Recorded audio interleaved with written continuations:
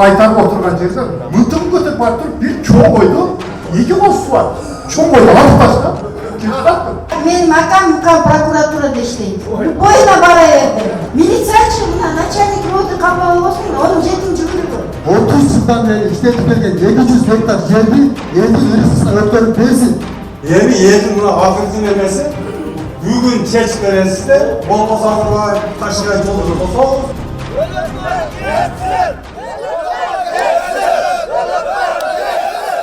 Бул райондук администрациянын алдына чогулган жарандар Дөөлөт Үрөн чарбасынын жетекчиси Дөөлөтбай Сөлпиев аттуу жарандын кетүүсүн талап кылууда. Анткени жекешкер айыл өкмөттүн фондундагы жерди мыйзамсыз пайдаланып жаткандыгын, 7 айдан бери бардык бийлик өкүлдөрүнө кайрылганы менен эч кандай чара көрүлбөгөндүгүн, аргасыз кадам экендигин белгилешет. Наразычылык акциясына чогулгандарга район акими чыгып, маселени тынчтык жолу менен чечүүнү сунуштап, жыйындар залына чакырды.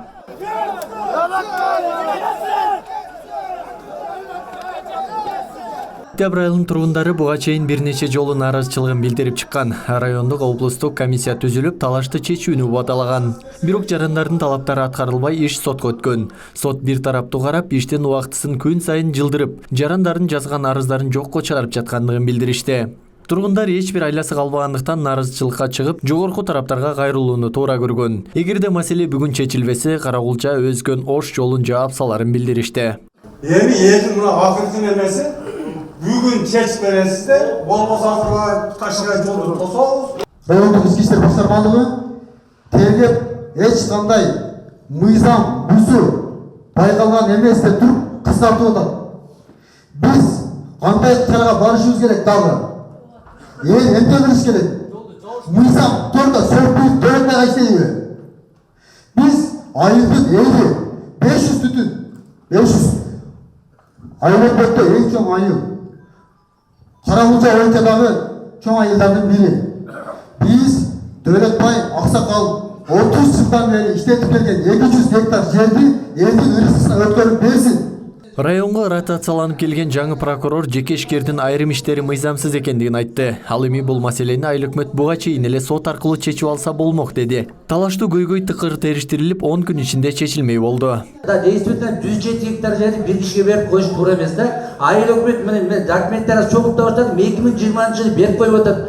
Ошол айыл өкмөт берсе болот да, муну арендаға деп туруп. Бул биринчи вопрос. Ана мына биз бүгүн текшерүүнү бүгүндөн баштадык. 14 күн болсо 10 күн ичинде биз точкону коебуз. Эгер 10 күндөн кийин келип биз чара көрбөсөк, ошондо кыйгырыңыздар. Ал эми жекешкер бул ишти сот карап жаткандыгын айтып, мыйзам чегинде кандай чечим чыкса ошого макул экендигин билдирди. Бирок айыл элине үрүнчүлүктү өткөрүп берүүдөн баш тартты. Мен сиздерден сурагым кетем, мыйзам кандай болсо мен ошого макулмун. Азыр да айтып коем, эркин өттү. Мыйзам кандай болсо мен ошого макул. Үрөн чарбада учурда ооруп жыйноо иштери башталуу алдында район акими эки тарапты чөп күйүп кете электе бир чечимге келип, жыйнап алууну сунуштады. Жекешкер 10 гектарды гана айылдыктарга бере ала тургандыгын айтса, жарандар үрөн чарбаны таштап айылдан чыгып кетүүсүн талап кылды. Жыйынтыгында эки тарап бир чечимге келе алган жок. Маселе сот аркылуу гана чечилбесе, чекит коюуга мүмкүнчүлүк жоктой. Сактуратбеков, Ош ТВ жаңылыктар.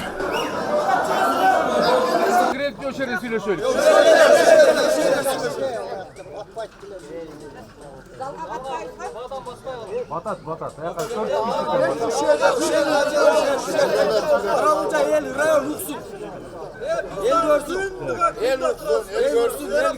Мындай кылайлык, урматтуу туугандар, маданиятыбызды сактайлык. Силердин талабыңарды мен билем. Мындай кылайлык, бирден сүйлөйлүк. Силер канчасыңар, мен канчам, бирден сүйлөйлүк. Мен биринчиде тааныштырып коеюн, бизге мына районго жаңы прокурор келген, Болотбек Абдумамбетович.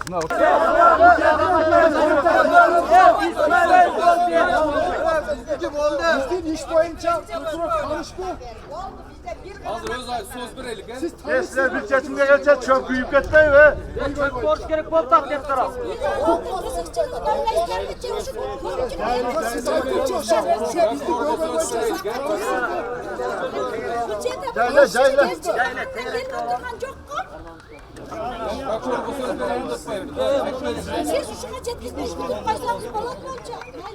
Dört aydan beri düşat diyeyim bunu. Мен ушундай проблемада мен келдим эле, мен келгиче болгон иш дегенimiz. Дагы дальше. Айтым, айтым.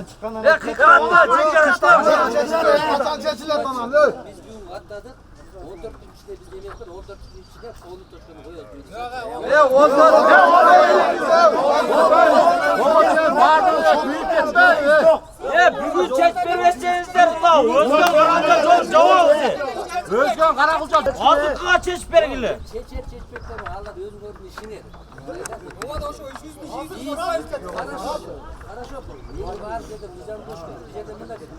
Неге Дөлөт байга мыйзам иштебейт?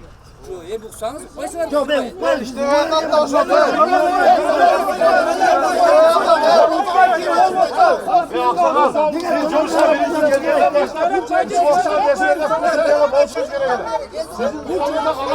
ушунча элдин өзөкчүлүгүнө бир Дөлөт байды кашыкпы? Өйдөй болсо саңар. Законды білесіңер,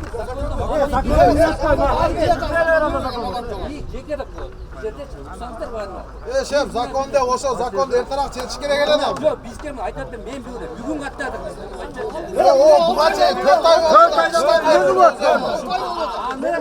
Андай болбой калды уже. Жок, айрылып.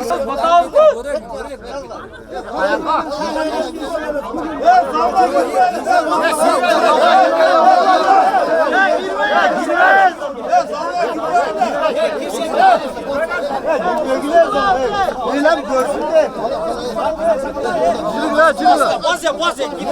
Basın ağzına gidiyoruz. Yetsin! Nerede eylem görsün de mi?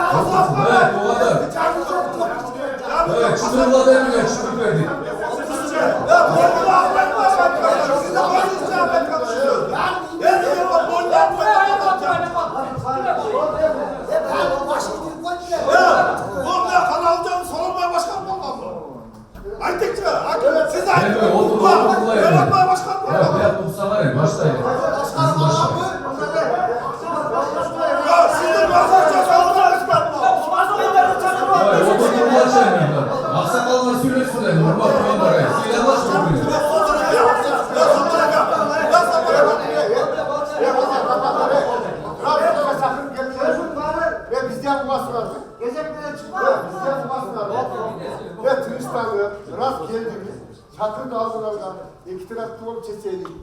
Buradan kalasam aksakallardan tutar. Söz vereydik, söylüyorsun.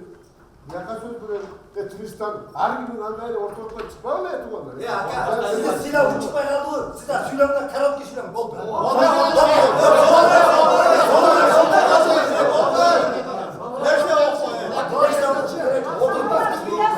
Ben olaç kullanır. Ben жалпы элим, мен жалгыз болот. Мен барып бирөөнөр менен аякташканча күн өсөтү. Ошо кышта келгенде областан келген туурабы? Ушунда келип жанагындай комиссияны чечип бергенбиз. Андан тышкары жаз келгенде деле сотко кайрылган деген сот чечти. Ага жеткизбестен 30 гектар жерди ошо сенпостун жерин алып бекитиңер туурабы туугандар? Маселе ошодон болду да. Мен каршы болгон жокмун да. Ошо сенпостун директору келтирип ошол жерден беттештирип ошо 30 гектарды берди, эксин деди. Азыр мына эки тараптан сотко берип атасыңар. Административдик сотто азыр ошто өткөндө өзүңөр айтып аттыңар. 6-сында болот, андан кийин 9-дан 21-ден чейин которуп салды. Мен деле силерди түшүнүп атам. Чөптүн мезгили. Ошону азыр жерде отуруп, деди мына прокурор өзүнүн сөзүн айтсын, начальник РУБД кандай бул көйгөй боюнча силер айткыла ошол жерден бир отуруп соттун чечимине чейин бир жолубузду табышыбыз керек. Баарыбыз бир райондомуз. Анан ызы чуу тияка чейин чыгарбай ар бир район өзүнүн мен түшүнүп атам. Эми ошол мына келдиңер го. Келдиңер го. Эми уксаңар урматтуулар. Мына азыр мындай кылайлык. Мен өзүмдөн силер сотко бердиңер. Эми соттун чечимин күткөнгө чейин бир топ убакыт өтүп атат, чөп күйүп кетип атат. Туура айтасыздар. Эми ошол жерден ызылдашпай, мына мен айтканын бир аксакал айтсын же жаштарданбы талап кандай болуп атат, эмне болуп атат. Ошол жерден мына прокурор бар, мыйзам жагын айта турган киши бар, начальник бар, ошону чечейин. Бериңиздер эми сөз ким айтат? Бир киши айтсын, эми кайталанбай ошону конкретно сүйлөшүн. Devlet mehkemesi çoğulukta 9'unu götürmemize. 9'unu götürüp 9'unda sot çeşitsi anan ki bu soğucuda seçkilaydı ortamız. 9'unda varsa zihirlerini otak koydu. Zihirlerini müteahhit desek bu kişi geçe attı. Özünün kampanyayla uğraşacaktı. Anan Çalk Bey çıktı. Çıkıp toktattır. Şu sot bulguça, şundan sürüşken kesmeye. Şunu çeşi olaydı. Diğerine gelmedi. Geçe kaçtı topudan olup gitti negizi. Bu kişi daha nizam sistemde kaldı. Özü bile kanday olanlarına.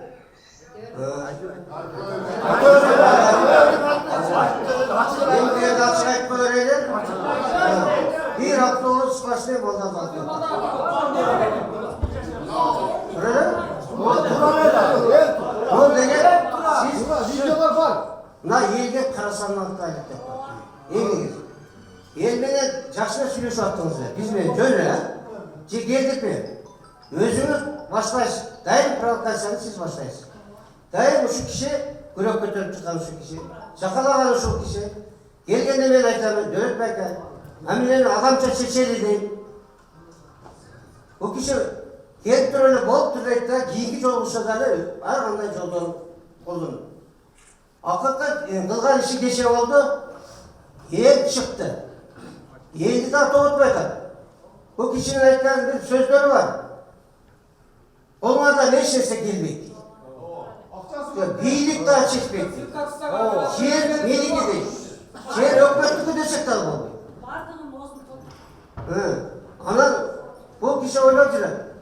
Бұл арада бір айылдан шыққан бір 8-9 адам бар, ұшылардың елде қылған іші деп жүреді да. Бұл жалпы елдің сұранышыменен біз елдің арасынан атырай ұшы қалпақ учаскасы бойынша атырай түзілген комиссия өзі. Негізі бүт қалпақ учаскасы, бір де өтпек емес, айтпайын өтпек. Қалпақ учаскасы бойынша тақталылған жерлер көп. Жөні лейді болған адамдар көп та. Ошон ішінен ең жердің көп Дәулет Байкаға түскелген үшін Birinci Dövlet Mahkemesi teşkil olacak görüyor. Mıyzam yolunda.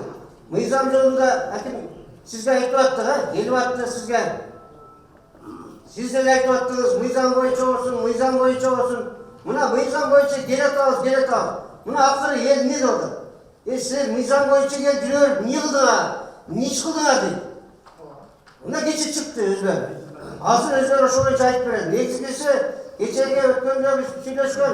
Bizden gelişinde Dövlet Bayka buzdu, ошол için el narazı olup çıktı, kalganlara az ayıp versin. Teklerin bari bile, oşana sonra işlekten beri bile. Yok, yeni zakat çeskemiz kim yok. Toğut koyacağım. Bir kara Dövlet Bayka söz olmadı. Yemi yetin buna akıntın emesi, bugün çeç veresi de bol bol safırlar taşıran yoldur. Tosol,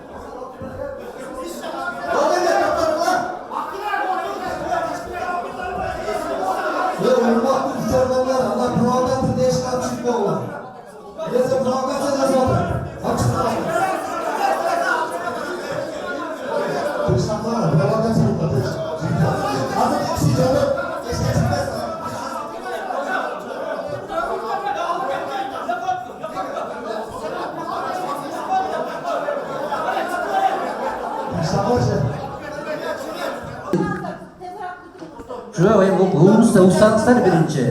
Bir жерден айтып отпаймын, 14 күн ішінде қарап тұрып, қайтара тұрған болса жетті қайтаруға әрекет қыламыз, бұл біріншіден. Екіншіден мен бұл... Жоқ, ұқсаңыздар еме.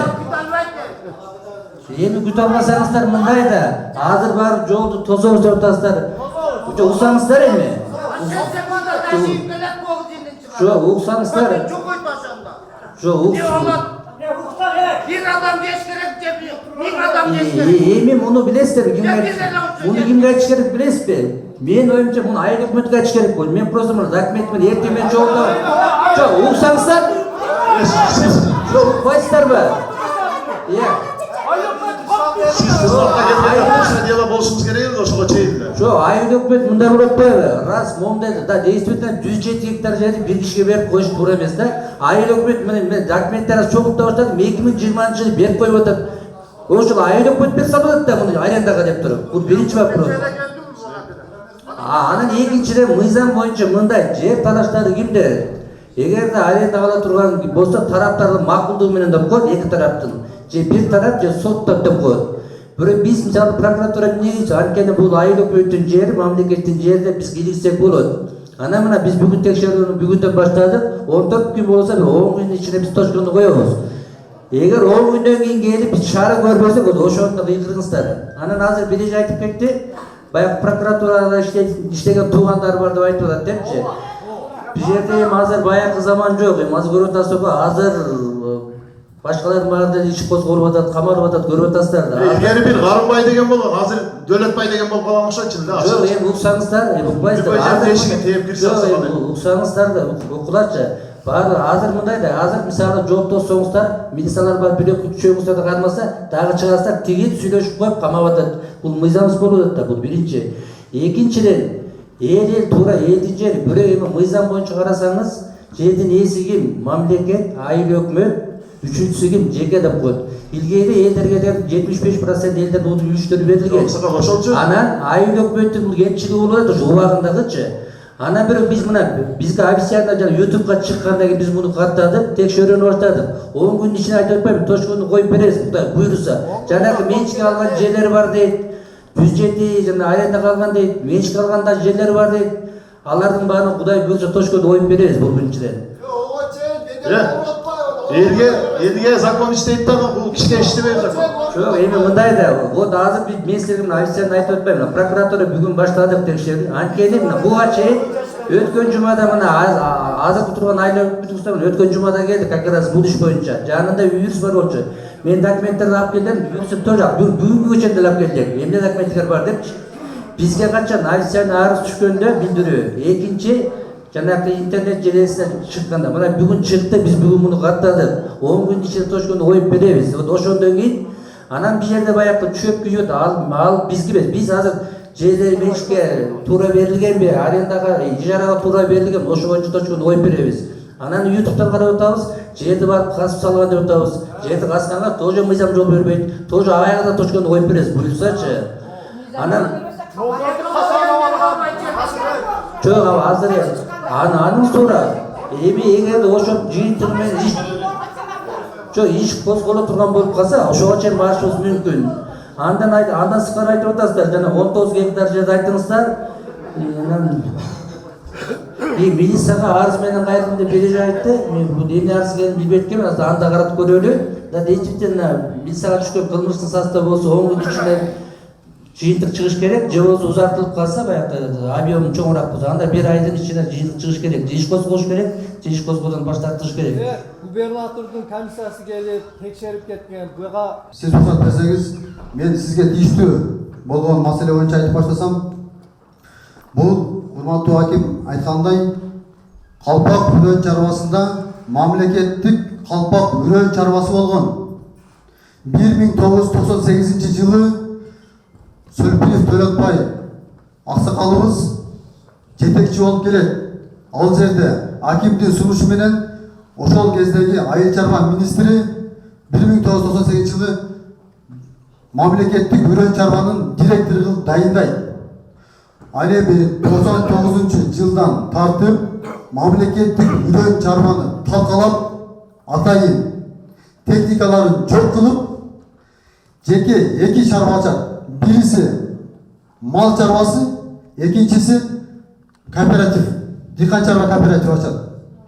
Ошол дыйкан чарба кооператив менен ушул күнгө чейин мыйзамсыз келишимдерди подкуп менен алып иштетип келет. Мына биз болгону элдин талабы мыйзам жол менен, толук мыйзам жол менен келе атабыз.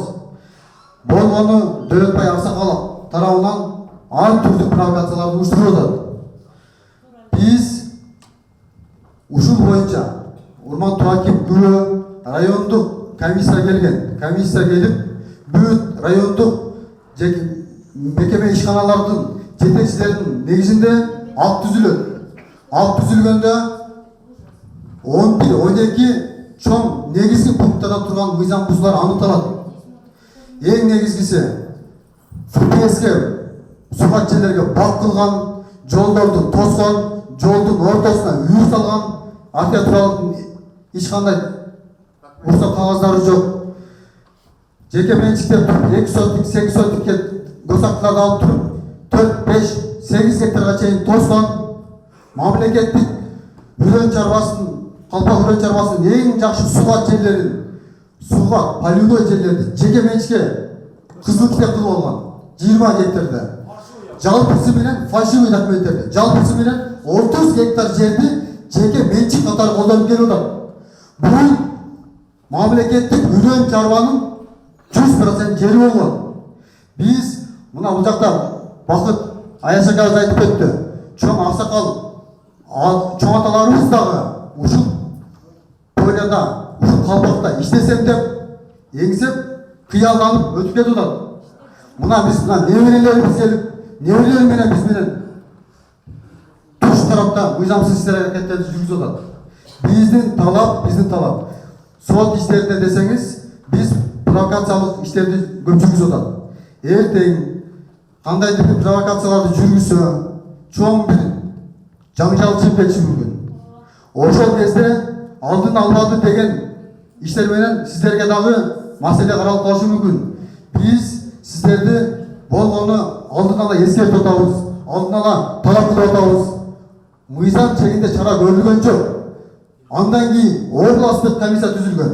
Областтык комиссия түзүлгөндө экология 500 000 штраф салган. 4 километрге траншея казган. Турасы 2,5 метр, тереңдиги 2,5 метр. Экологиялык чыгымды эсептеп минимальный 500 000 штраф салган. Андан тышкары толгонду кой. Актыда жазып турат. Ошол эки актыны тең жогоруда турган биздер райондук ички иштер башкармалыгы тергеп эч кандай мыйзам бузуу байкалган эмес деп туруп кыскартып атат. Биз кандай чарага барышыбыз керек дагы? Эмне кылыш керек? Мыйзам торда Сөлпиев Дөөлөтбайга иштейби? Биз айылдын эли 500 түтүн, 500 айылбекте эң чоң айыл. Карамулча боюнча дагы чоң айылдардын бири. Биз Дөөлөтбай Аксакал 30 жылдан beri işletip келген 200 гектар жерді елдің ырысына өткөрүп берсин. Biz Sölpüyüz, Döletbay, Aksakal kalpaga girmesin. Biz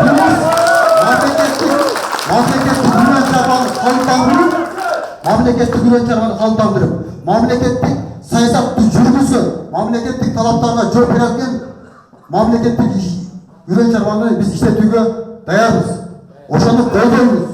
Айыл өкмөт барды, жогоруда айыл өкмөт дагы бар. Mamleketlik güven çarpanı kalıplanыш керек, бардык жерлер колуна келиш керек, техникаларды табыш керек. Sölpüyüz, Aksakal жооп бериш керек. Biz ушуну талап кылат. Райондук бийлик талап кылбасаңыздар, биз ойлобоңуздар. Бул жакта Аксакалга ушул жерге биринчиден силерге кайтып кетет элем. Элдин сабыры түгөн дагы. Акыры мына жыргаганын ушунча эл отурган жери жок. Эми ушуну бүгүндөн баштап карасаңыздар, карап бериңиздер, карабасаңыздар жапа турмак балдарыбыз менен чыгып жыйнайбыз. Bir айылды камаңыздар, кааласаңыздарчы. Эсле, ана мен сизге кайрып кететилем, Дөлөтбай ака, мына мен жүрөгүмө кайнап туруп чыктым. Керекпи ушул сизге? Ушунчалык керекпи? Түзүп эле атабыз го. Ошол жерде бакыты бүттү, мен кайнатам өлүп кетти. Bir бүтүр алма жегеним жок ошол жерде. Эл айтсын. Эмне үчүн керек? Бериң элге. Мен сизден ушул сурап кететилем, элдин атынан, өзүмдүн атынан. Болду агай, бүттү. Бериң, кайтарып бериң.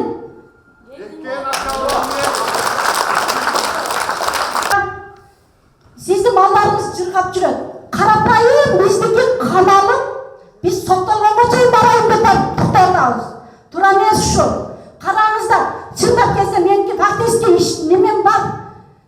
Дагы жакшы сиздердегилер карап чыгарып берди. Бул жылкыларыңызды камап кайтты. Мен ону Дөлөтбай ака же элдин акысын уурдап жеп кылган малыбыз эмес. Менин эрим, бала чакам теңдик талаадан тешелеттер менен кылган малыбыз. Мына бакты тиіп тұрып айтып тұрама келмедіңіз. Алма жегеніңіз жоқ. Уші Дөлөтбай ака жеп атат. Мынада апарып қойса болады, бек келе алма. Қаяқта? Бұда алма болмаса. Döletbay aka 2008 жылы менің бір қойымды ұрлап кетіп, 2 айдан кейін бұның арқасы табылды да, барсам Жаңылай деген рамасылық айтып қалды, ошол ұрлап кетті, мен көрдім деді. Мен базарда қармап, ака, ұрлап кетіп қалсыз десем, жайлау ошу едім деді, мойнын алды. Ол жерде қатты құрақ қақсы қылдым, мойнын алды. Келгенде берем деді. Ушуну бербей жүрөт, бул бир.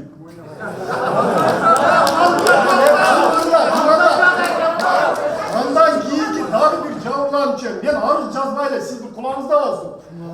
Неме болсо төлөп берсең мындан жакшыраак болот. Дагы бир нерсе, ondan кейін да bir 2 жылдан кейін балам қайтарып отырған жерден мылтығын көтеріп барып тұрып bir çoğ қойды, 2 қосы бар. Çoğ қойды, атып тастап, кетіп қалды. Балам чурқағына келді. Мына көзі тұрады. Жолатпадым деп айтты. Атып таштап кетіп қалыптыр. Анам бардым, бұл не қылғаның деп барсам, бұл қитыр кіші. Өлерім білет та. Ұрған бойынша түсіп кетіп қалыптыр. Бұл сағын келіп дағы бір жаман жақшы айтып қалбайды деді. Мен ашуым келіп қалғаным, бағындап қалды да, ұлы кетіп қалды. Үкән сені көргенді атпай делем деді. Мен балам үшін қайтарып жүрген жерінен мәйсаға түшті деп тұр, ақташтар тұрды. 2 қозы жетіп қалды. Ол 2 қоз сол шертелі өлді. Жам тұрған қозы бар еді, сүттен бір сөліп қалады. Баламın жүрөğü çıkıyorsun da var gitmiyor. Yemin daha bir nerse de bayağı böyle söyleyivermeyin. Ben 2 faktı aytıp koydum da. Gözüne aytıp da. Bu akşamın faktılar gör. Bu yelde, bu büyöle, cavuk kaçının büyöle mi? Bu 190 adam. Onun nerse gökçülük korku ayıtmayın. Başka şundaydı, ışılsın arında. Ondan hem siz canı prokuror olup geldin dediniz. 6 aydan beri şu yerde kança şunday tergöler, rızıçular oldu. Buğa bir cevap vermeydi. Bu bir. Екіншіден, урматтуу мына биздин оролдун начальниги азыр эле туруп алып азыр айтып атасыз. Анан немени деп атасыз. Спартикан, кимди экенин билбейм. Спартиканды мени менен кошо алып келип келе деди. Мен уктум азырчы. Эми мүмкүн мыйзам чегинде туура айтып атасыз. Бирок bir o. Bunu biz el şunday düşünüp atağız da. Şu Dölet Baykan'ın sözü söylөгөндөй болуп атасыз да. Endi bu жерде prokurorlar gördü. Şimdi mına ушунча ел калыс. Анан эми onu апарып алыптыр. Ол бир бешара бирөөнүн баласы. Азыр апарып турупчу камаганда эле титиреп туруп берет. Болду мен мына бүттү депчи. Ушинтип коркутканды баштады. Мына көрдүңүзбү? Korkutuştu başladı. Yani birine rayonda birine şu Kudaydan ele korkmasa hiç kimden korkmayın. Bakın. Hiç kimden korkmayın Kudaydan. Bu yerde Kudayçayınki tili ötmeyi жүргөн себеби мына аким деле көзү турат чечип коюлган жок. Акимдин да мүмкүнчүлүгү бар да чечип коюшкан. Мына баланын да мүмкүнчүлүгү бар да чечип коюшкан. Ар жактан кысым бар. Себеп ошол тараптан болуп атат да кысымчы. Bu жерде бар ел бекеринен узундап аткан жери жок. Рахмат, мен айтар сөзүм ушул ага. 2021'de 47 заявление жарандар жашкан, может быть, айылга кийин өкмөт карап берет деп. Шайырбек деген айыл өкмөтүбүз бар эле. 47 заявление заверено, входящий, выходящий, с печатями. Кайрылгандар бар, каралган эмес. Жоқ емес, шайырдегі айыл өкмөттө. Ошондо айтат, мурда айыл өкмөтү келди. Раз элдин моунчалык ызылдатпай, мен просто документтен аз көрүп атпаймын. Жаңы алып келе башташты. Мына келишим менен жерде ошо мурдагы айыл өкмөтү берип коюп атат да. Вопрос эмне бар, ошондон чыгып атпайбы? Анан азыр жана бир ашкарий бөлөк чыгып жакшы айтып кетти, комиссия мүчөлөрү деп. Документиңиздерди прокуратурага алып келгиле, айтып атпайбы, 10 күн ичинде тошконду коебуз. Эгер онун негизи биздики 14 күн да, тошконду коебуз, ошондо келип туруп бизге да айткыла, мына сен да сатылып кеттиң деп.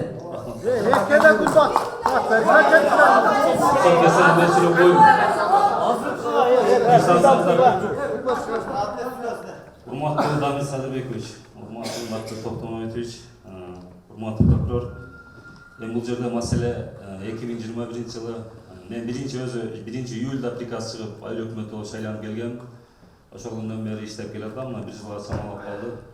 Ушул Октябрь элинин тургундарынын арызынын негизинде 2021 жылы 15 декабрда мага арыз келип түшкөн 247 адамдын колу менен ушул Дөлөтбай агабыздын ишмердүүлүгү боюнча.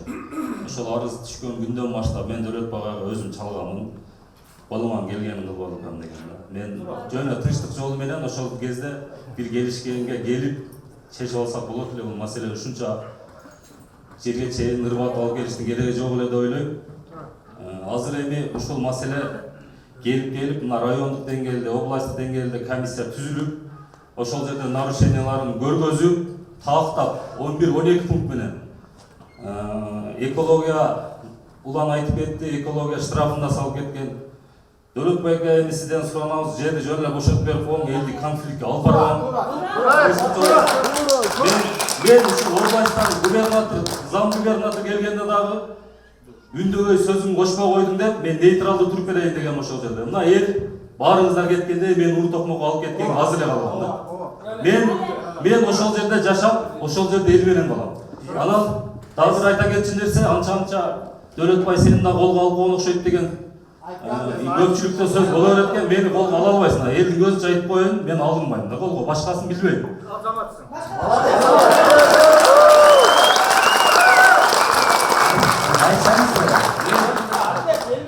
Мен биринчи ушул ишти баштаганда мына Улан экөөбүз баштап, Улан өзү бардык адвокатын жалдап, топографын жалдап ишти алып баштагандан баштап айтып келатам. Во благо народа деп айтып келатам. Эл үчүн болсо мен макулмун деп. Bir kişinin, 2 kişinin, 3 kişinin kızıkçılığı yok bu жерде. Азыр дагы нейтралдуу туруп койсом, дагы бир балеге калып кеткенин турам да. Дамир Садырбеков. Ушул күнгө чейин чечилсе, мына айыл өкмөтү сиз да негизи мына мону чече турасыз. Сиз болчусуз. Каражат, чечип не кылдыңыз?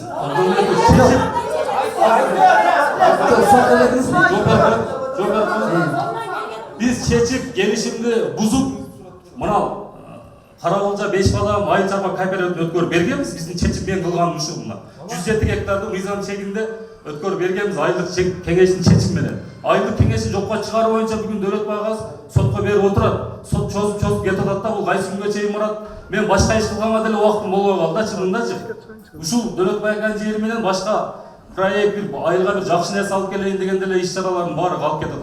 Чынында ушул маселени чечсек, сотко иш бердиңизби? Сотко бердик, ал дагы отказ кылып коюптур. Биздикин отказ кылып коет, Дөлөтбай аканыкин отказ кылып коет. Мындай да негизи мына onun баарын жеткирген айыл өкмөттүн сиздердин ишиңиздерде анткени жерде турат да тараптар эгер тараптар макул болсо сот аркылуу депчи. Мен просто бир кагаз көрдүм, именно сиздердин добарыңыздарды албай да коюптур, карабай да коюптур да. Дальше эмне кылдыңыздар? Ушуларга жеткирбей сиздер, например, анткени биринчи тарап, экинчи тарап сизсиз да айыл өкмөт. Айыл өкмөт чечиш керек да бул жерде. Азыркы күндө биз административный сотко бергенбиз ошол. Андан кийин мына райондук сот. Жок, сагыз Бергенбиз коюп. Жок,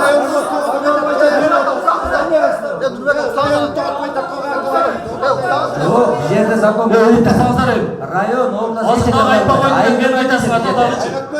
Утурбайсыңар айтып. А сотко эмнеси бербейт анда? Эмчекте. Сотко бергенбиз, Абдумамедович, сотко бергенбиз. Бүгүнкү күндө сотко бергенибизге 3-4 күн болуп калды. Эч кандай жок деп чыгып. Карасаңыз мына монда. Качан чыгып турасыз? Мен. Жок, сотто 21-де чыгып атпайбы? Качан чыкты?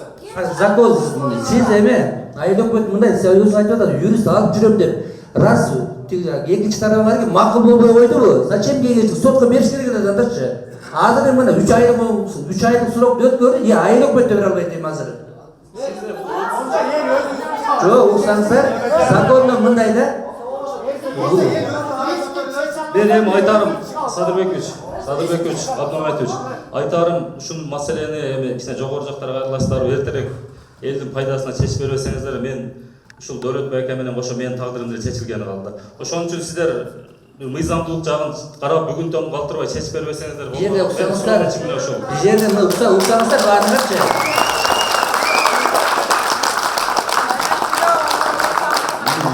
Мыйзам боюнча тарап топко, тарап ким? Биринчи тарап айыл өкмөт, экинчи тарап Дөлөтбай болуп атат, экинчи тарапчы. Закон боюнча кандай? Эки тараптын макулдугу менен бузулат деп турат. Эки тарап макул болсо сот деп турат. А жерде турат 3 айдын ичинде деп турат. Эми айыл өкмөт жүрдү, ушул комиссияда эмне кылды? Сотко бериш керек да сразу мына мондай талапты аткарган жок деп. Азыр эми сотко берсе сот да албайт мунукун. Сен уже эскирүү мөөнөтү өтүп кетти деп тура албайт. Эми вопрос ушу да. Раз айыл өкмөт бай юрист эмес, бир жанында юристтер бар да, алар өтүш керек эле андачы. Вопрос şu oldu mu? İyi mi? Aile hükümeti çeşmelerini gezip ettiler mi? Bağırlı sürüyoruz. Sizler de biz de. Zakon da kanday. Gelişim düzüldü mü? Gelişimde bir taraf, iki taraf da uzattı bu. İki taraf da makul olmayan. İki taraf makul olursa bir taraf uzattı bu. Anlayın. Kaçar? Eğer de iki taraf makul olursa sokka veriş gerek borcu. Mına Moğuntup'ta 2020 turlaması getirip kaptırdı Dölötbay degenge. Moğunu kıskıla, antkene talaptı moğların atkargan yok deptip, sotqa berse toşka koyuyor da. Sot. Андай болбойт.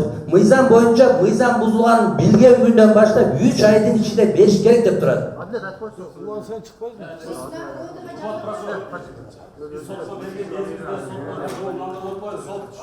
Senin mal gelişiminin negisi gelişim özü жараксыз. Biz жарактуу келишим десек бизге сот койбойсуз деп коет. Булар айтып бул 5 жылдан договор 5 жылга түзгөн дагы эч кандай государственный каталог өткөн эмес. Бул договордун өзү мыйзамсыз болот. Ошо сот койгондо андай ачык керек эле. Раз келишимдин өзү жараксыз деп берип барса, анда сен а бияктан карабай, бияктан башкача өткөйбүз. Сен ушундай айдык кеңештин чечими жокко чыгарып жазат. Өкмөттүн келишими боюнча айтпаган сотко берилген. Азыр айыл өкмөттүн эмеси geçti. Просто биз бүгүн текшере баштадык, анан биз айтып атпайбы, биз айыл өкмөттүн кызыкчылыгы деп туруп, биз андан артын ишти алып барсак болот. Анан жанагы документиңиздерди алып келе, эмне документиңиздер белгилүү кошумчаларчы. Рұқсат берсеңіздер. Біз, урматтуу прокурор, біз Сөлбиев Дөлөтбайга берилген, буга чейин берилген 3 келишим берилген. Бирisi 67 гектарга берилген 2020 жылы. Экинчиси 2018 жылы берилген 30 гектарга. Үчүнчүсү 2018 жылы берилген 10 гектарга. Үчөөнү тең мыйзамдар сакталбай берилген, аукцион, конкурстук негиздер, тартиптер каралган эмес, ал берилген келишим госрегистринден катталган эмес. Ошол 3 келишимди 3 бөлөк, 3 башка до арыз менен райондук сотко берилген бүгүнкү күндө.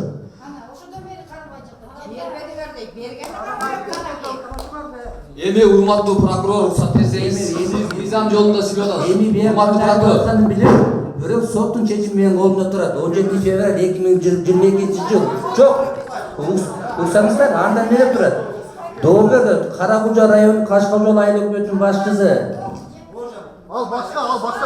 Жок, факт доосун бербедет. Анда эмне? Талапты сактаган эмес, мөөнөттү сактаган эмес, канааттандыруусу калтырсын деп сот чыгарып койбойбу? Урматтуу прокурор, урматтуу аким, жерде мындай бул нерсени сиз дагы ушул системага алып келип тапап атасыз, кечириңиз, туура, мыйзам жолунда. Сиз азыр февралда айтып атасыз. Бул жерде чыккан 30-апрель, биз 9-12 май, кийинкиси кече жүрүп кеткен, предварительный.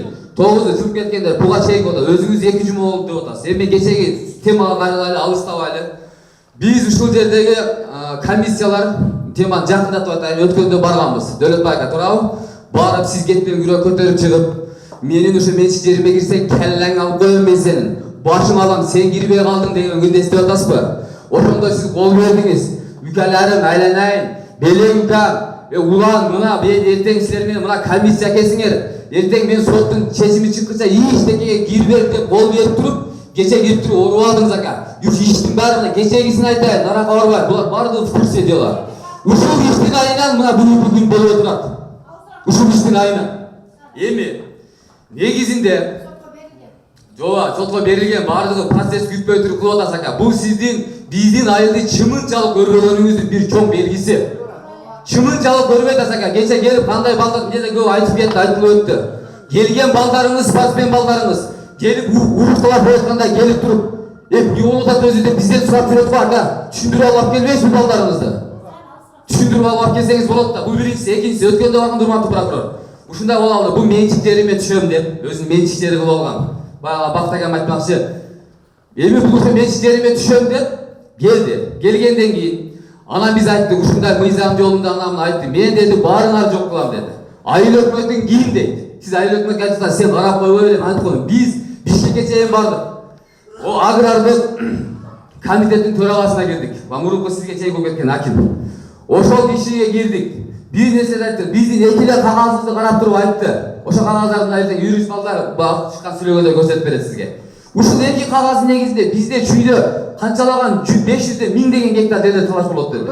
Силер ушуна келген олигарх, ушул олигархка ушул кагазды неужели ушу өткөрө албайт деп айтып атат. Чалдым да, роуду кандай эле чалды, прокуратура деле, анда сиз жол элеңиз. Эми министрликке барып келип келдик. Биз эми бул болуп аткан нерсе өзүнчө кече чыгып алып, айыл өкмөтүнүн деңгээлинде, бияктын деңгээлинде деген сөз болгон жок. Биз ошого чейин барып келип атабыз. Ушул ырбап келип, азыр сиз да кайра келип, мына биздин ийибизге да айтып атасыз. Туура, мыйзам жолунда кандай иштейт, иштелбей атат. Эми дагы бир айтып кетчү нерсе. Ошондо биз Бишкекке барганда мына мен өзүмдүн досторум менен, ошо коңшу айылдагы, ошо жердеги тааныштар айтып атат. Бул жерде Дөлөтбай ака өтө жакшы фокус ойнойт экенсиз ака. Мен тан бердим сизге. Сиз айыл өкмөттү көрдүм деп еттиңиз. Кече айттыңыз. Жер адис, жер акайыңардын колунан жей келет дедиңиз, туурабы? Акайың иштегени билбейт дедиңиз. Бул сиз жер адисти, айыл өкмөттү, районду, областты ака, Кудай бар үстүдө. Бүгүн болбосо эртең дагы өлөсүнө таң атат. Эми айтайын дегеним, мына жерде биздин айыл өкмөт боюнча урматтуу аким. Сизде мен эч кандай претензия коюп күнөө деп өзүңүзгө албаңыз. Бирок рұқсат берсеңіздер, милицияның атына да бір топ сөздер айтылды, мен жооп берейин. Бұл иш ошол калпак жер участкасы талаш болгондон бери мен бардыгына катышып келе жатам, бардыгын билем. Биринчи элдер арыз жазып, биринчиден жогоруда бир эже айтып өттү, милиция, начальник милиция Дөлөтбайдын жетин жүгүрүгү деп. Эгерде мен же милициядан бир кызматкер жетим жүгүрүк болсо, баарыбызга Кудай бар. Ким Дөлөтбайдын заказын кылат, ким мыйзамдан тышкары мыйзам кылса, Кудай бар. Бардыгыбызга Кудай бар. Мен сиздерге мына элдин астында, телевидениянын астында сөз берем. Мен мыйзамдуулуктан, адилеттүүлүктөн тайбаймын эч качан. Менин аракетим Каракулжа райондук ички иштер милициясынын аракети бардыгы мыйзамдуу. Эми жогорудагы түшкөн суроолор боюнча милицияга тиешелүү. Мен жооп берип кетейин. Биринчиден милиция эмне иш кылат? Милиция коомдук тартипти сактайт. Элдин өмүрүн, ден соолугун, коопсуздугун коргойт. Административдик азыр мурунку административдик азыркы укук бузуулар кодексинде каралган ким нарушение кылса, ким кылмыш жасаса жоопкерчиликке тартат. Жоопкерчиликке тартат. Эмне үчүн анда булар кишини жоопкерчиликке тартпайсыздар? Ошону жооп берейин деп келатам да ошону. Урматтуу туугандар, убайлык. Сөз бересиң.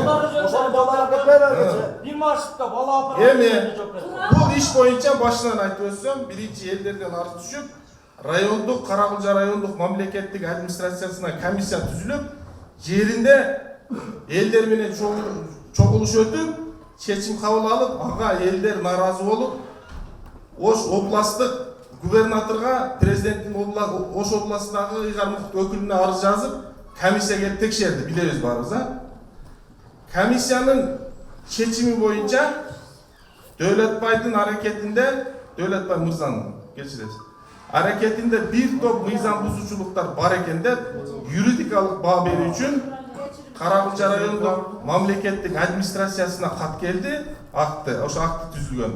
Ал катты бизге жөнөттү.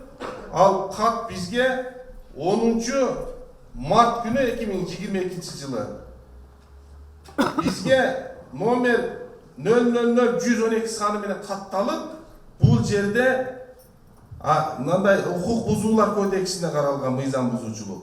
Кылмыштын курамы жок. Bunu jeke tertipte sot tarafından çeşilet деп 20 Mart'ta çeşim kabul alganбыз. Эже бая тергөөнүн сурогун сурады. 20 Mart'ta çeşim kabul alıp акимчиликке ошо айыл өкмөткө бергенбиз. Бул отказ ушул кыскартылган ушул кылмыш козгоодон баш тартылган бул материал прокуратура тарабынан текшерилип 4 майда атмен болуп берип, бузуп берип, башынан да толук кандуу текшериш керек деп, июндун башында кайра кыскартыбыз. Анткени бүгүнкү күндө сот тарабынан чечилип атат, сот чечим кабыл алат. Бул жерде жогорудагычы эже мен жооп берейин. Эл тарап турасыңарбы көпчүлүк турган менен? Эми эже мынандай, менчи эл тарап турам. Мен мына Кудай астына чындыкты айтайын. Мен карам. Мен Дөлөтбай аканы чакырып айтканмын. Мына мен элдердин мнениясын уктум да. 100 гектар жерди иштете береби? Эми 100 гектар жерди иштете бересизби? Мыйзам жол бербесе, өзүңүз макулдашы менен өткөрүп бербейсизби? Соттун чечими чыккандан кийин өткөрүп беришими өзүм билем деди. Ол мен өткөрүп бербейсиз деп айттым. Сунуш кылдым. Сиз эми мына соттун чечими турат. Ал бүгүнкү күндө милицияга белгилүү болгондой сотто каралып аткан бир гана Дөлөтбайдын арызы бар. Дөлөтбай мырзанын. Айыл өкмөт эл жактан дагы арыз түшүш керек. Булар да өзүнүн доматын айтыш керек. Бул сот чечим берчи. То, что нас должно защищать, нас осуждает. То, что должно нас защищать. Соттун чечими 30 апрелде чыгып атат. Сотто айтып атат. Дөлөтбайдын жазган арызы боюнча 30 гектар жер жана 10 гектар жер 5 июнь 2018-жылы мына жеке ишкер Дөлөтбай менен айыл өкмөт түзгөн договор ошондой эле 67 гектар, жалпысы 107 гектар жер болуп атат. 1 апрель 2020-жылы айыл өкмөт менен Дөлөтбай түзгөн договор мыйзамдуулугу мына немеден айылдык кеңештен чечим кабыл алынган чечимдин мыйзамдуулугу текшерилгенге чейин жоопкер тарап айыл өкмөт дейт тактап айтканда. Короче, жол жабат экенбиз. Ошол 107 гектар жерди тийишкенге бардык түрү боюнча тийишкенге тыюу салынсын деп турат. Эми мындай эженин суроосу боюнча акимдин дагы ыктыяры, прокурордун менин ыктыярым менен дагы жерди элге алып беребиз десек, мыйзам жол бербесе кантип алып беребиз? Өзү бактаксын. Эми милиция иш кылат. Жогору аким эскертти, мен эскертейин. Азыр бул жерде дагы мына баланы камаганга сен команда бердиң деп атат. Мен буга чейин Дөлөтбай мырза канча жолу мал түштү деп арыз жазды. Терегим кыркып кетти деп жазды. Жетинчи күнү деп айтып аткан. Укула, суран чукула. Ким жоопкерчиликке тартылды? Bir дагы элден жоопкерчиликке тартылган жок. Bir гана мотопила сынды деген боюнча Дөөлөтбайдын Бексултан деген баласы административдик укук бузуулар кодексинин 126 статьясы менен майда хулиганчылык менен бир эле ошо бала жоопко тартылды. Ошол жүйүн төлөп берди. Эми эмнени төлөп берди деген? Мотопиласы боюнча. Мишалка мага арыз болсо караган. Азыркы жогорудагы эже айткандагычы. Эми мына телевидение тартып атат. Суроону жакшы берели, угалы. Анан силерден суранычы. Телевидениеде кол сүйлөйсүңөр да өзү. Тартууга келген тартабыз. Азыр бул ишти уюштургандар, ким көчөгө чыкты, качан чыгат, качан келет, жол тосот, бирөөнү сөгөт, жаман жакшы айтат. Бардыгын мыйзам чегинде жоопко тартканга мен мажбурмун. Кече жол тоскондун статьясы бар. Эгерде жол тосуунун кесепетинен ким кайсы жара кандай зыянга учураса кылмыш. Эгерде жогорку маанидеги чоң маанидеги жол тосууда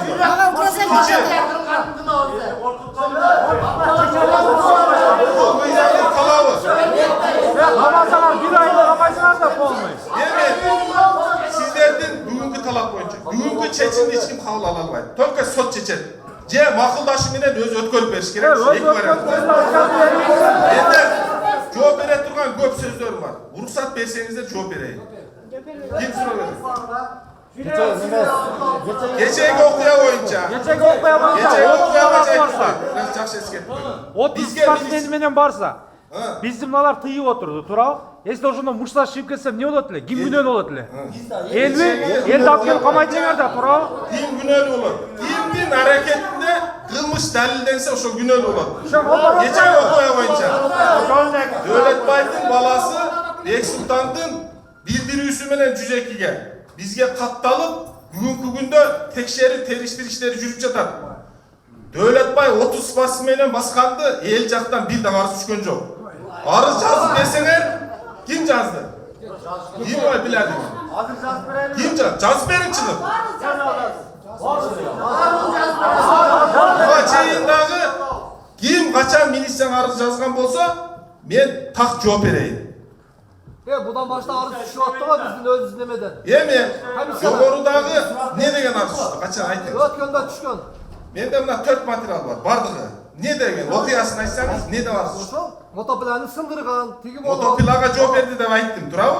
Терек кыйгандар эч ким жооп берген жок деп айттым. Мотопилан төлөп бердиңерби? Административдик штраф. Төлөндү ошол. Ол соттон төлөдү. Ложный вызов боюнча, захват деп чакырган боюнча, айтыңчы. Ложный вызов. Onu dalildeydi. Ложный вызов. Dalildense ложный вызовтун ошо примечениясы бар. Ложный вызовтун кесепетинен бирөө оор кесепетке дуушар болсо гана ложный вызов деген статья каралат мыйзамда. Хан төгүлгөнгө чейин жетим жүгүрүк милициялар буга чейин не иш кылды? Ар бир чокулушта барып карады. Жолуктук. Мына мыйзам жол бербесе дагы эки тарап менен сүйлөштүрүп 30 гектарды эктиңер да, туурабы туугандар? Эктиңер да. Эми ошондо эле берде мындай болот туугандар, силер баарын акимге, областка, өтө жакка жүктөп атасыңар. Былкыттын баары ушу айыл өкмөттөн чыккан. Жерди аким бербейт, жерди министр бербейт, жерди өзүңөрдүн айыл өкмөтүңөр берген. Мына маселе ошодон, уксаңар, жер айтып атпайм, жер деген муниципалдык собственность. Аны айыл өкмөт менен айылдык кеңеш чечет. Ошолор чечет. Мына азыр сот кой бердиңерби, сот жылып кетти 21-июнга деп. Азыр биринчи маселе жанагы турган чөп тегиш керек. Ошон үчүн мына эки тарап турасыңар, бир келишпейлик ошо чөптү калтырып убал кылбай. Кимиси канча чыгат, ким кандай кылат. Бир сунуштама бергиле, ошо менен чечейлик биз. Себеби калган нерсе мына жалпы элге, Октябрь элине жалпы силерге чоң рахмат. Бир бузууга барган жоксуңар. Анан берден мына начальник ровдук айтып атасыңар, бирөөгөргө бир иш козгогон жок. Иш козгой турган иш кылмаса эмнени козгойт? Анан мен айтып атпаймынбы? Мына мэрден Эң биринчи максатыңар келген. Азыр жер боюнча маселеңерди сот чечет. Сот кандай чечим кылса, жалпы барбыз. Ошого анан мен айтып аткан себеби, силердин маселеңер мындай отпой биринчиден. Чөп маселеси турат. 21-ге чейин чөп күйүп кетет. Мына ошону айтып отпоймунбу? Жалпы эл турат берде ошо үрөн чарбанын жетекчиси турат. Мына мен турам, прокурор, начальник РОВД ошол жерде бир чечимге келейик да кандай кылабыз? Бири-бирден сүйлөйүнчү, сунуштама бергиле, бири-бирден сүйлөйлү.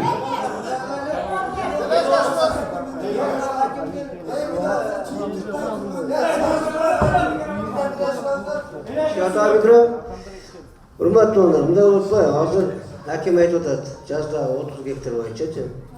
Biz 30 гектарды оңойлы эгип алган жокпуз. Барыңар билесиңер, аким билесиң.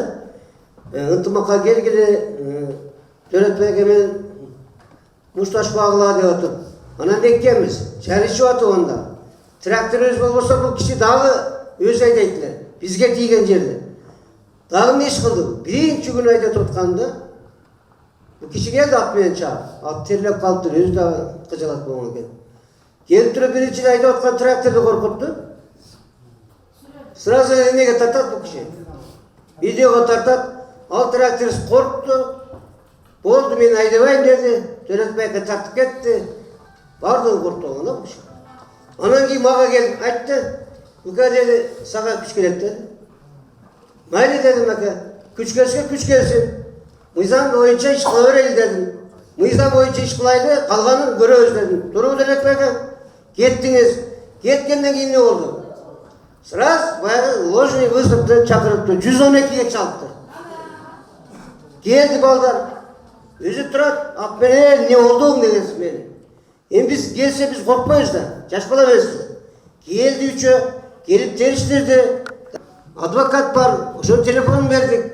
Kanday eken document boyunca şunu görüp tanışalım dedik. Tanıştı. Dölötbek'e durdu dağı. Oşo oper gruppanın balası ayttı. Dölötbek'e. Dölötbek'e. Niye çakırdınız? Ложный yüzü mesken go dedi. Захват dedi. Dedi. Захват emes eken go dese. De gülüp durattan. Men uşitip gönüp kalıp bunu aytıp deydi. Uşitip doğru uşu. Şunday, bunlar bu kişi gönüp kalgan eken çakırarız eken. Biz çakırsak, bunday da. Çakırsak öyle. Kimse, familiyana ait, zayıflı, zayıflı, ben de iş bulursa ayak var, kim zayıflı? Karabayt'ta anan keyin dejurlu, aytları dejurlu, biz çalsak aytar. Sabah familiyana gelip gel, emeğin caz. Bu Dölötbek'e sırası 112'ye çalatken, 15 minutka kalmaya giretken, yuva yerden. Rodun malları. Şunda işleri olurlar, biz 30 gektarda jön ekken jokpuz. Akırında topulan bolganda, buna, hakim, hurmatlı hakim, özünüz bardınız aylık bardınız mı? Buna bizden baldarmeni süleştiniz, ayttınız, ıntımakka gelgile, topulan kılvarla, suranam dediniz. Oşal boyundan iş kıldık. Oşo oydan gele tağız, eldi takır çıkarmayız, topulan bol oladayız. Oşo oydan gelip, tağırı durduğuna geçen iş uşun. Tağırı ayt otaslar Mizan'a. Mizan'a evi kandan geliriz biz, bilmeye kaldık çındaça. Biz aytsa öyle Mizan'a gelile desinler, bular aytsa öyle, veya aytsa öyle, vardı turada yok olarak. Oşana el tarafta da karap koyuzlar. Surada Matsanlı Sadır Öküz, Korgaçı, Ahtiyar Eyle. Men uşul elde 10 yıl Начальник РОВД кирише албайт, сот чечмейинче. Сотту билесиңер, ал үчүнчү бийликтин үчүнчү тармагы. Ага эч ким кирише албайт. Соттун чечими. Сот берсеңиз, азыр отурчу. Анан мындай кылайлык азыр. Эми мен айтып атам, бизде эң көйгөй маселе азыр ошо чөп турат. Мына 21-не чейин күтсөк чөптөн ажырайбыз. Мына быйыл жакшы аба ырайы болду, мына ташка чөп чыккан мезгил болуп атат. Мына ошон үчүн айтып атпайм, азыр эки тараптан бир макулдушка жетиш керек. Дөлөтбай Суранбаевич, мына азыр элдин талабын эки аксакал айтып берди.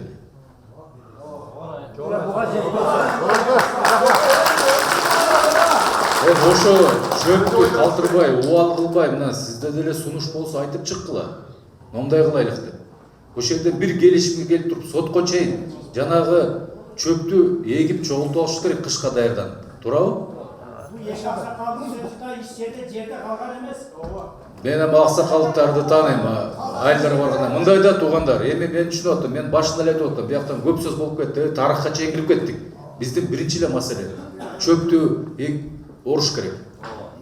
Анан сот берди айтылгандай мына эки тараптың айтып атасыңар. Сот кандай чечим чыгарса, баарыбыз макулбуз дейбиз. Ал сот кандай чыгарса, биз деле макулбуз. Ошон үчүн азыр мына аксакалдардан сунуштама берилди экинчи тарапка. Дөлөтбай Сооронбаевич деле өзүнүн сунуштамасын айтсын. Бир келишимге келип туруп берден бүтүрүп кетишибиз керек ишти.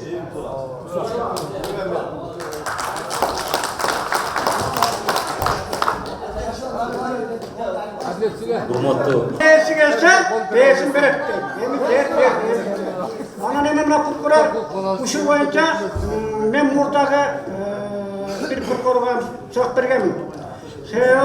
Bu da terini açıp dep, 5 keptirin famazda katkılı verip basıp berip kovamın. Anam bu prokuror yazgan. Anam prokurorundan çakardı men aytdım, rayonluk dengeli komissiya tüzüp berin dedim.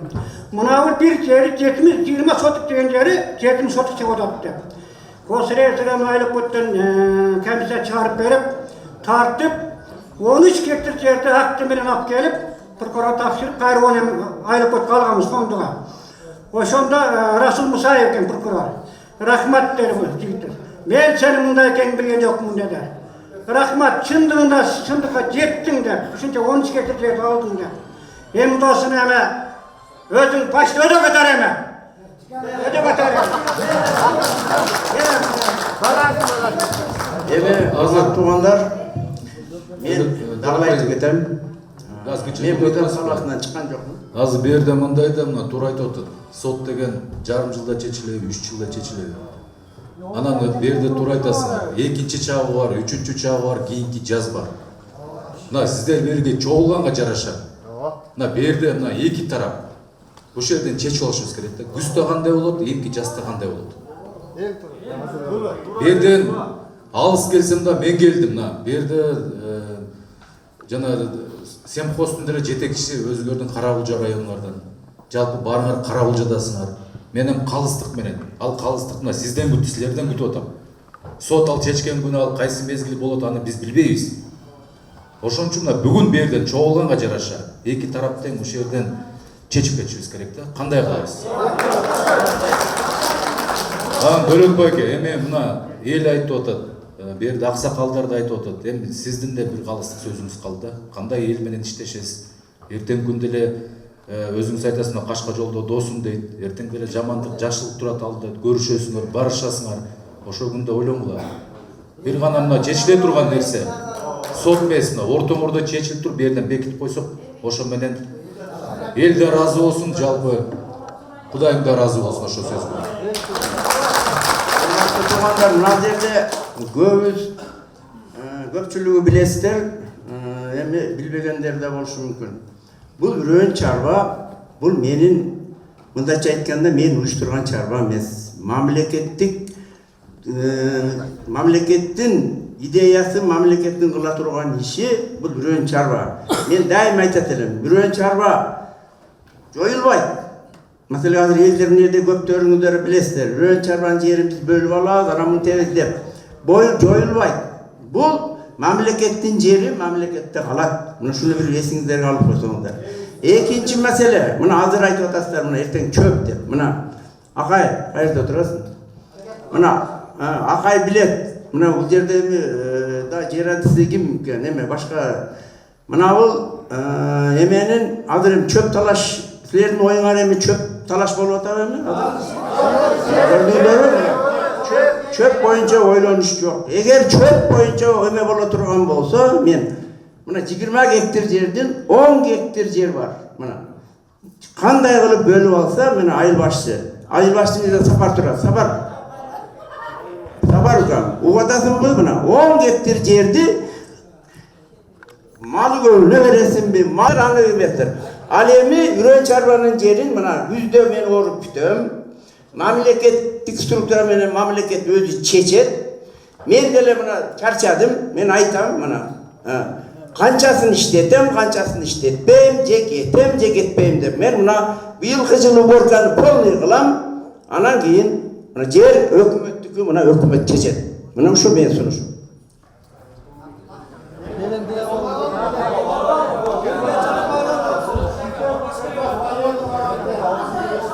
Bunu da aytып koydunuz okşayın. Siz keçen de atpaysız mı? Nemeni, ürünü bарын жыйнап. Muna iyulda buğday pişat da, turu. Orosu da. Orada getesi de turu. Onun bedelde oroz da. Ona getesi mi? Bedelde oroz da çöptü. Alda bütöt da. Ana getesi mi? Ana cüres düşündük. Aytınçı. Dağı ne cüres de. Bağı sizin emeğiniz göre. Turu. Amallarınız köp da. Güzde dağı bizge problemi kılas da. Şunu ve elin alıp aytып koyup. Çiğin terim bütöt. Getem de aytılas mı?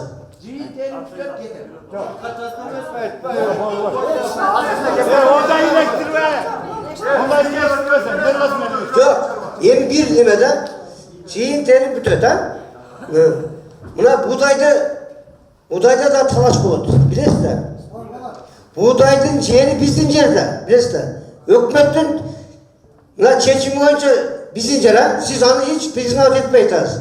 107 hektardan içinde 30 hektar yerde siz beni boş yeri cazda talaşı atıp biz hepten buğday da hazır teritoriya bizgide. İmkanda kalır. Buğdaydı biz başında aytkanımız. Buğdaydın yeri bizdeki siz seppen darını. Bedenin yeri bizdeki siz seppen. Bayağı Mart'ta sizden bayağı dövme boyunca doğrunuz boyunca. Aylık kengeş çokko çıkar belmedi. Oşondan keyinki sizin iş hareketleriniz zakonsuz dep aytpaysınız. Mıysamsız dep. Ana keyimi oşonun mıysamga başlayıveyle dağ ele atasiz. Azıda bir amalda aytып atasız. Bırak ağa biz gönböyüz. Çınında gönböyüz. Yeni eldi talabın. Atkarın aksakallar aytып atar batırmez turan. Siz bana oğay yolda aytып atasız. Ağa biz gönböyüz. Жолдош, бирок сен сизге дайырмында, ол атабызды, башкабызды өзү баштабайбы? Мына не иш? Мына телефонго тартылган жердер бар. Жолдош, өлүгүңдүн туугандарын таппай калбайсыңбы да? Жаза албайсың? Ага жооп берип мына бетке айтып. Мен өлүгүмдү издеп турган айылым бар. Бала чакам бар. Айыл үчүн арнайы ошо өлүгүчү. Bir canımızın bir ay çasa toplamak ya son bulunma aşkına şunu basarlar tamam mı? Ya yanımızın ayı tuğanlar ya CSP'deki mengesel olarak bakın kıyametasında kesede. Ya çölümüzü de santığında ondan Anlatana kapacağım. Diğer bakın da kere. Atamızda geldi özde